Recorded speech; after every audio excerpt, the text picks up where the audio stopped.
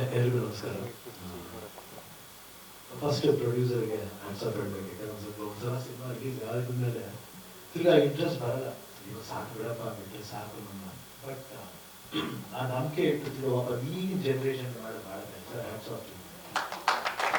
At least ಇದಕ್ಕೋಸ್ಕರ at least cinema ಹೋಗ್ಬೇಕಂದ್ರೆ ನಾನು ಹೇಳಲಿಕ್ಕೆ ಆಸೆ ಮಾಡ್ತೀನಿ. ಯಾಕಂದ್ರೆ ಅವ್ರಿಗೆ ಆ ಸಿನಿಮಾ ಮೇಲೆ ಲವ್. ಯಾಕಂದ್ರೆ ಸಿನಿಮಾ ಅನ್ನೋದು ಅವ್ರ ಪಾಲಿಗೆ ಅವರೇ ತಂದೆ ತಾಯ್ತಾರೆ.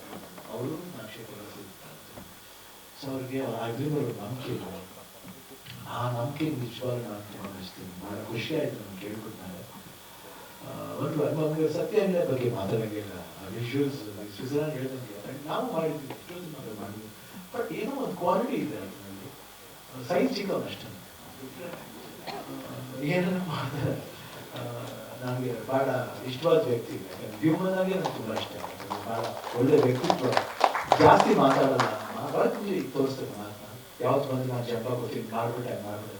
ನಾವು ಹೇಳ್ತಾ ಇರ್ತೀವಿ ಒಂದ್ಸತಿ ಬಂದಾಗ ತುಂಬ ಚೆನ್ನಾಗಿದೆ ಅಂದ ತಕ್ಷಣ ಒಂದು ಆ್ಯಕ್ಟ್ ಮಾಡಬೇಕು ಅನಿಸ್ತೀವಿ. I think you created that complete thing in Sanjeev that. And ಕಿಟ್ಟಿನೂ ಅಷ್ಟೇ ಭಾಳ ಸಟಲ್ ಆಗಿ, ಭಾಳ ಡಿಫ್ರೆಂಟ್ ಆಗಿ, ಭಾಳ ವೇರಿಯೇಷನ್ಸ್ ಇದೆ.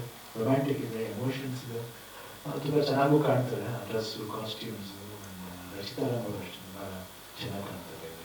I think lot of visuals are very good. Nagashekar ಬಗ್ಗೆ ಹೇಳಂಗೆ ಇಲ್ಲ. ಯಾಕಂದ್ರೆ ಪ್ರತಿಯೊಂದು ಸಿನಿಮಾ ಮಾಡಬೇಕಾದ್ರೆ ಏನಾದರೂ ಒಂದು ವಿಶೇಷತೆ ಇರುತ್ತೆ. ಅವ್ರ ಭವಿಷ್ಯ ಎಲ್ಲಾದರೂ ಏನಾದರೂ ಒಂದು ಡೀಟೈಲ್ ಥಿಂಗನ್ನ ಎತ್ತಿ ಬಿಡ್ತಾರೆ ಅಷ್ಟೇ.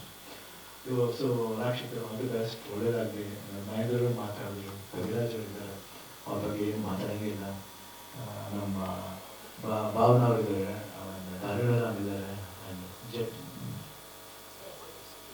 ಜಡ್ಜ್ ಅವರು ವಸಂತ್ ಅವರಿದ್ದಾರೆ, ಶ್ರೀಕಾಂತ್, ಯಲ್ಲಪ್ಪ ಅವರು, ಪ್ರವೀಣ್. ಸೊ ಒಳ್ಳೇದಾಗಲಿ.